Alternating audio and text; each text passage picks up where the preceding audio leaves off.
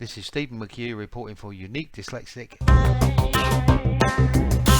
Eye Radio. Hello, this is Stephen McHugh speaking for Unique Dyslexic Eye. I founded my social enterprise Dyslexia Pathways CIC in 1995, and I think I've probably been working within the field of dyslexia and inclusion half my working life. I started off by working in colleges and schools, and then what I did was I founded my social enterprise Dyslexia Pathways CIC around 12-13 years ago, and during that time, the last 12 or 13 years, I've been providing support to dyslexic and neurodiverse students at universities. I've been providing training to organisations, and I've been working with individuals as well. On March the 18th of this year, my dyslexia work came to an end, as did all my dyslexia and neurodiversity work. This was because of COVID, of course. That left me with a bit of a conundrum. What was I going to do to try and take up my time while I was in lockdown with my wife? Well, at the same time as I was doing my work, I was also doing an HND in broadcasting, and I thought what I'd like to try and do is maybe set up a podcast, broadcast, social media arm of Dyslexia Pathways CIC. And the idea would be to make radio shows, podcasts, for the dyslexic and neurodiverse communities, and for anyone else who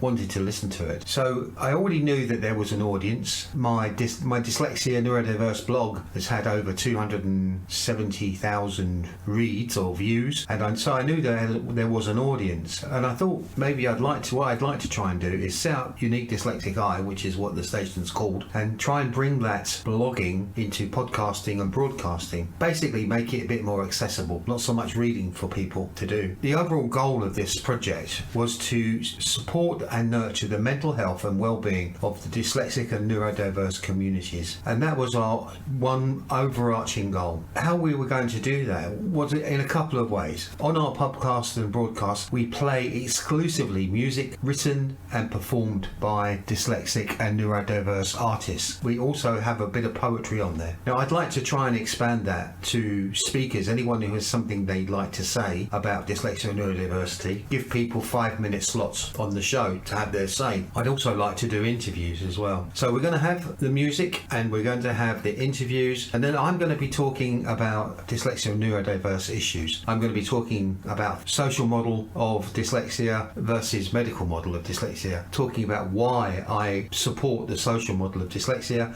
and why my dyslexia organisation is a social enterprise. I'm going to be talking about those kind of things. The one big problem with all of this is that I had no income. As soon as my dyslexia work finished, which was sessional, hourly paid, I had no income. So how was I going to get the equipment maybe that I needed to make these broadcasts? Well, luckily enough, I've been doing a broadcasting course. When the broadcasting course stopped, the college gave us access to Adobe Audition, which enables you to record these radio programs. We only had it for a while, but it enabled me to start doing the show. I didn't have a microphone, I just had my laptop, so it was all a bit basic and all a bit unprofessional in my opinion. I was also using free versions of podcast hosts, which kind of limited the audience. So one morning I woke up and I thought to myself, okay, maybe I should set up a Kickstarter. And the idea of a Kickstarter is you raise funds for projects. Now, I had Unique Dyslexic Eye, I had my experience. I'd kind of not really had much experience of Kickstarters, but there is a saying that fools rush in where angels fear to tread. I'm afraid I'm a bit of a fool who rushes in where even fools fear to tread. I just got the idea in my head and I thought, yeah, let's go for it. The Kickstarter itself lasted for about a month, and to be honest, up until 3 days before the end of the Kickstarter, I thought we would never make our target. It just so happened that what they call a Kickstarter super backer read my Kickstarter and basically offered to pay what was left of my total up front. There was over £500 they paid, and her name was Christy. Now, I don't even know her second name. I've only had a few texts, a few emails, a few messages on Kickstarter. I don't know her very well. All I know is that she said that she'd read the Kickstarter and she thought it was a great idea. She was dyslexic herself and she'd like to back it. So one of the things that I said that I would do is, one of the things I'd like to do is to thank some of the 18 people who backed us. So thank you very much to Steve, that's another Steve, Chris Notley, Christy, who provided us with the £512 super backing, Agnes Frame, Michael Hart, Sheila Moritz, Jodie Palmer, Khan Shigan, I'm sure I've got that wrong, Storm Weaver Games, Ray Smith, Kirsten V, Carolyn, my very good friend Carolyn Crookshank Gray, Caitlin, my brother Neil McHugh, my wife Anne McHugh, Ross Cooper, my very good friend, and the Creative Fund. All of them put their faith in me and my project with their money. Put their money where their mouth was. I actually thought it wasn't going to happen 2 days before, already sort of planning on what I could do. The original target was £750 and we managed to raise £790, which is fab. Now Kickstarter took their cut for running the Kickstarter on their page, which was about £60, £50, something like that. That left us with around £730, £740. I've already bought myself a Yeti Blue microphone. It's a bit of a beast, it's a bit big, but I'm hoping that it's going to be doing a great job. I am also still investigating possible podcasting hosts to use. I'm using Podbean at the moment, but there are other options. I'm kind of looking around for other options. So if anybody out there who has any podcasting experience has any advice, that would be fab. Now a little word about the show. And as I said before, we play music from dyslexic and neurodiverse musicians. What I'd also like to do is include poets. If you're a dyslexic or neurodiverse poet, please send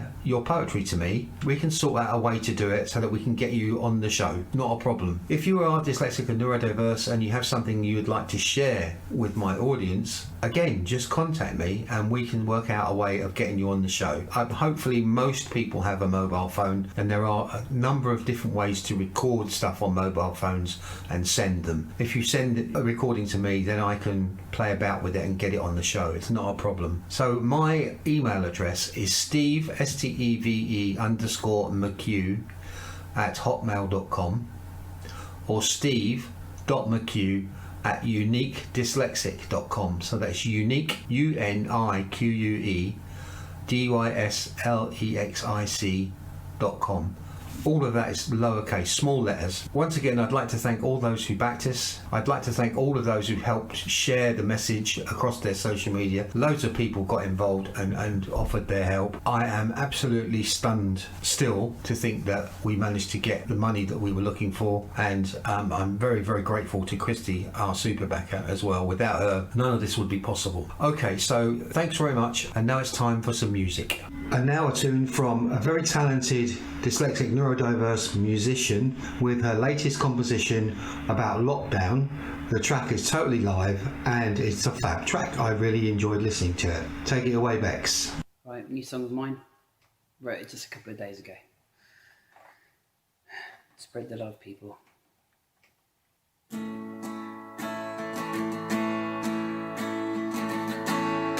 Oh, when I wake, can't believe in the truth.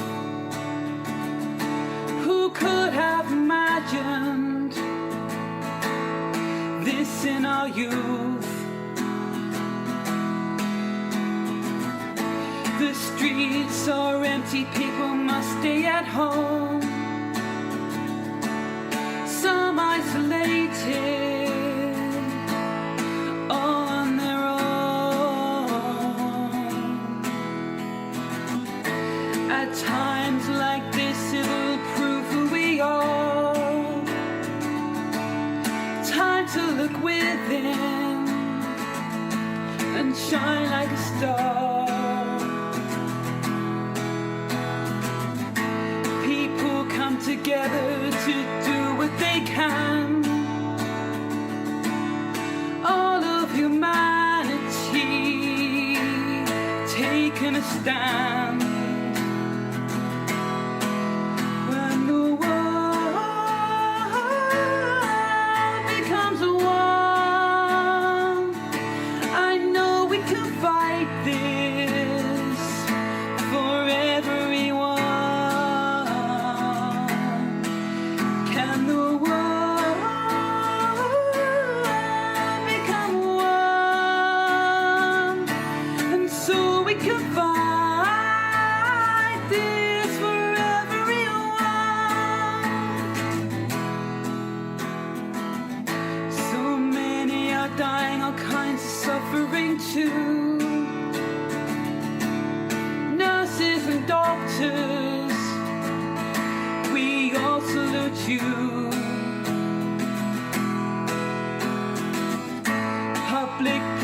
clothes, parents schooling their kids, scientists working hard in this health crisis. When the world becomes one, I know we can fight this for everyone. Can the world become one so we can fight this for everyone?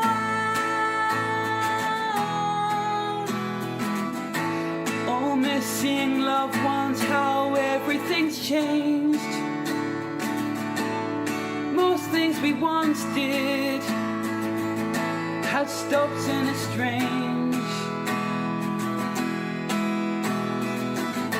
Remember your neighbor and pick up the phone. We need to connect now so no one's alone. When the world becomes one, I know we can fight this for everyone.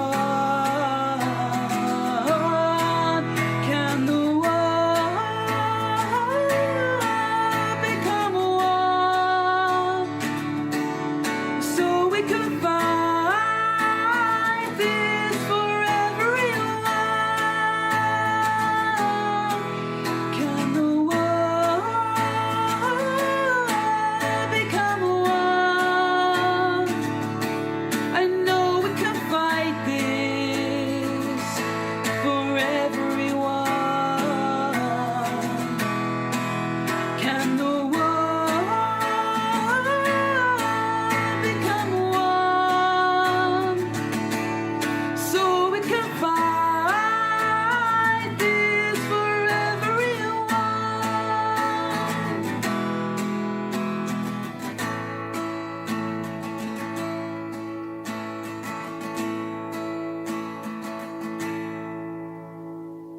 This is Stephen McHugh reporting for Unique Dyslexic Eye Radio. Now I'd like to talk a little bit about models of dyslexia and why they are important to know about. I would say that dyslexia is about diversity and difference, and that we need to be celebrating being dyslexic. The first model that I would like to talk about is the medical model.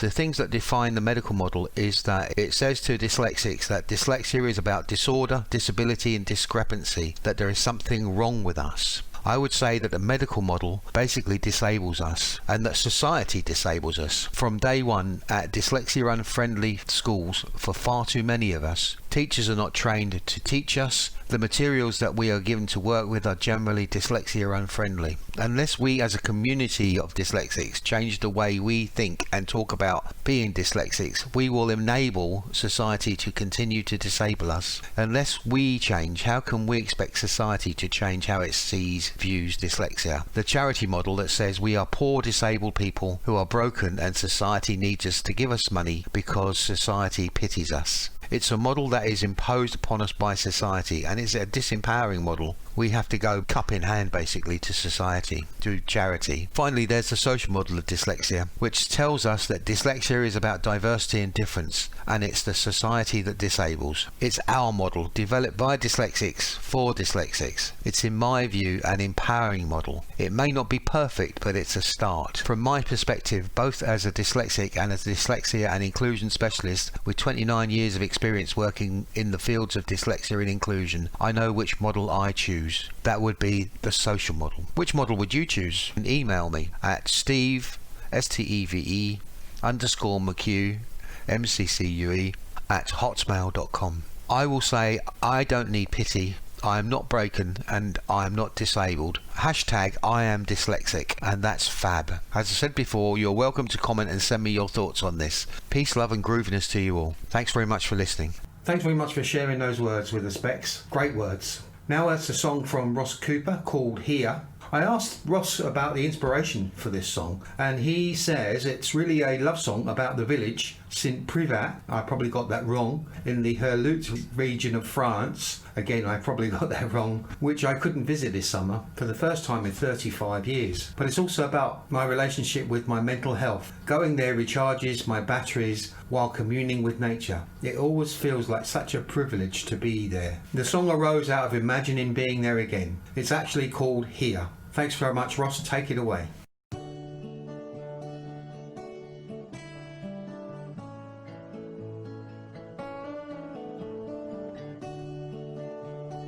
Blue is the color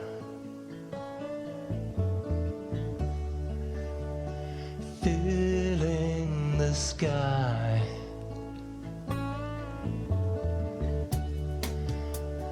Blue for one another,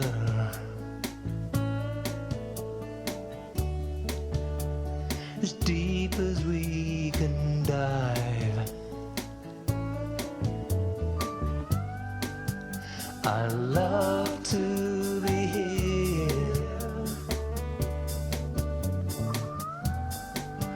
I love to be here. Don't you?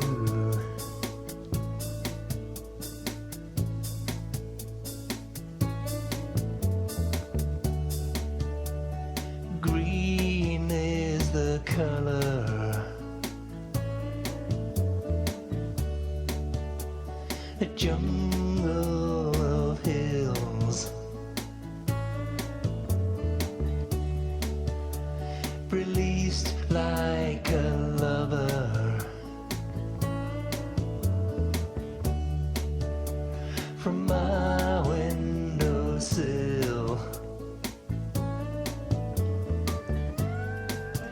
I love to be here. I love to be here. Don't you?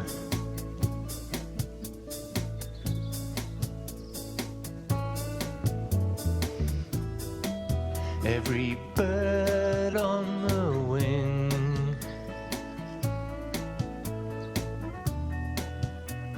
lifts my heart higher.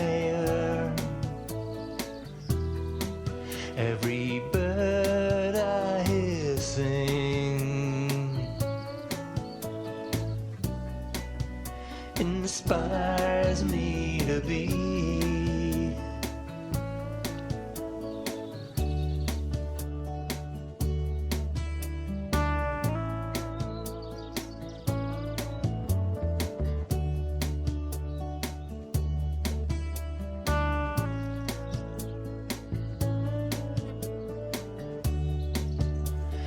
Pink is the color,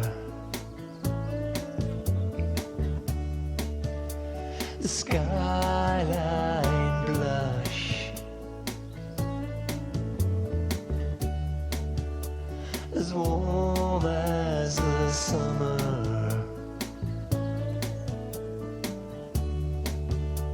No need to rush. I love to be here. I love to be here. Don't you?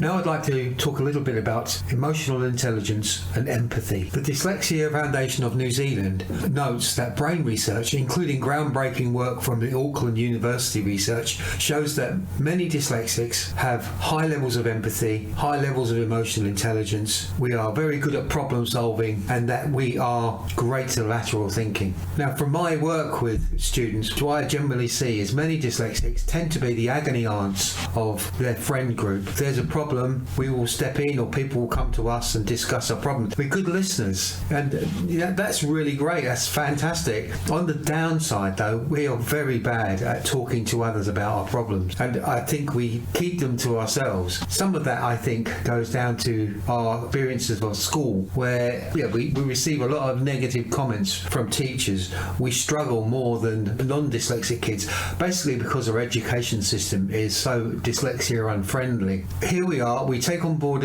all these other people's issues, and we don't give out. We don't tend to talk to other people. We find it hard to trust other people with our own problems, and that's something that we need to work on, all of us, because keeping it within ourselves, bottling up, it doesn't do us any good at all. It doesn't do anybody any good. Somehow or other, we've got to start to learn to nurture ourselves, nurture our mental health, nurture our empathy, and hopefully help us deal with something like COVID more effectively. Me personally, I like the blogging, I like the podcasting. It gives me a chance to express myself and express how I'm feeling. It enables me to work through the issues that I have. I often talk to my wife now about these things. I don't keep them bottled up to myself. So I guess all I'm trying to say is, yes, empathy is fantastic. Emotional intelligence is brilliant. These things are brilliant. These things don't think you can teach empathy. We just naturally have this high level of empathy. We just naturally have this emotional intelligence. And if we go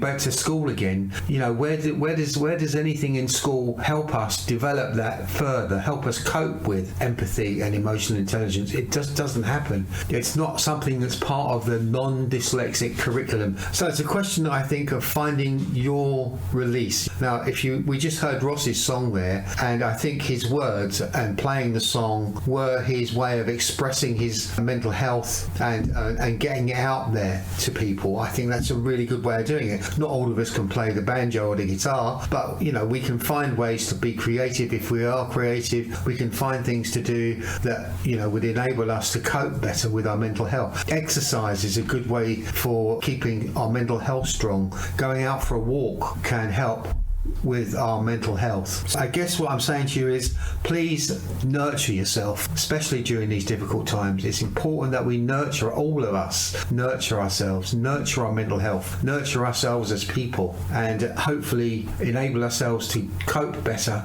with any kind of mental health issue that we might have, or any kind of emotional issue that we might be going through, a more healthy way. Thank you very much. This is Stephen McHugh reporting for Unique Dyslexic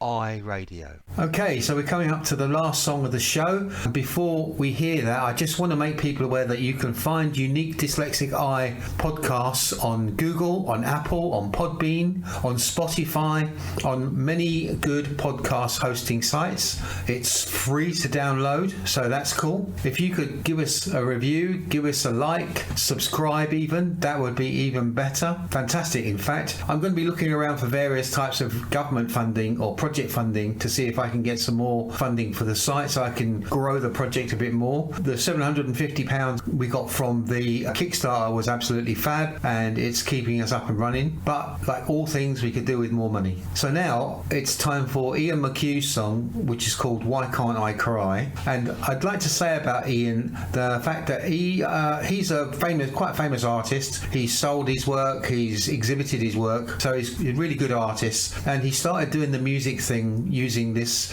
BandLab software in March. I think it's fair to say that he would not exactly class himself as a very computer literate person. Very basic, in fact. Cutting and pasting was beyond him until very recently. But he's managed to get hold of this music software, which is free to use. You don't have to download it, and it's totally royalty free too, which is fantastic. And what he's managed to do is he's made a single which is on Spotify. He's made an album which is also going to be uploaded onto Spotify pretty soon. So it just goes to show what you can achieve in lockdown. And I think the whole music thing was really a good way for him to cope with the stresses and strains of COVID and lockdown. So I'm going to shout one more time, everybody, we must try and nurture and look after our mental health and keep ourselves busy, find things to do, and try not to let it impact on our mental health more than it has to. Okay, so thanks very much. This is Ian McHugh with Why Can't I Cry?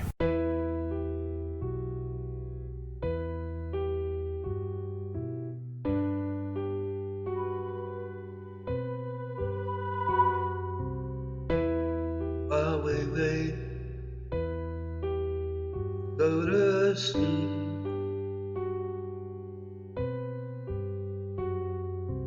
Other lives that we've never met. I'm alone, never want to know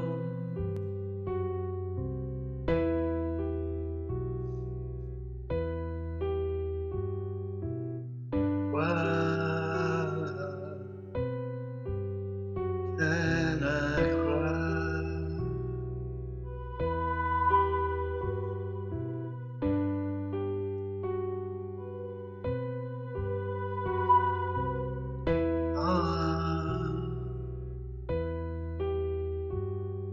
For everyone lying on, no more fun.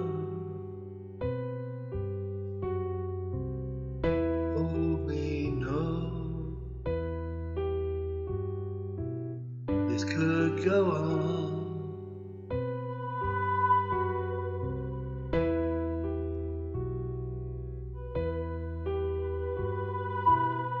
Other people's work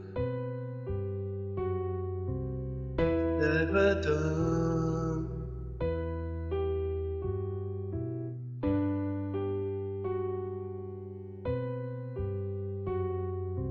Bring me some solace, peace of mind. That's what I need. Never mind.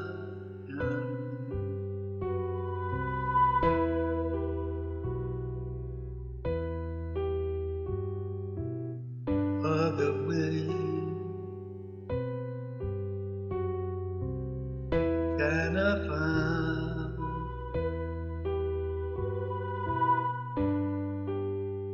Other way I cannot find.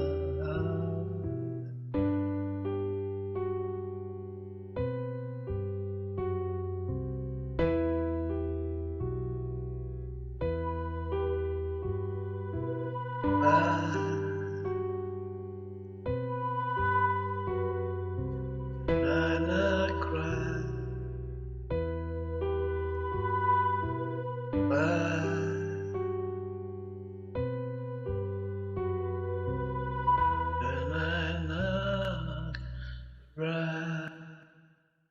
This is Stephen McHugh reporting for Unique Dyslexic I Radio. Thanks very much for your song, Ian. That's fantastic. Very haunting. So we're at the end of the show for today. Thanks to everybody for listening. Just like to share with you that we've had well over 500 downloads of previous shows so far. And I'm just going to call out for, if you're a neurodiverse or a dyslexic musician or poet, please contact me and we can see if we can get you on the show. That would be fab. Please contact me on Steve, STEVE_McHugh, MCCUE, at hotmail.com. So I'm just going to say, wish everybody peace, love and grooviness. Stay safe, stay well. This is Steve McHugh for Unique Dyslexic Eye. This is Stephen McHugh reporting for Unique Dyslexic I Radio.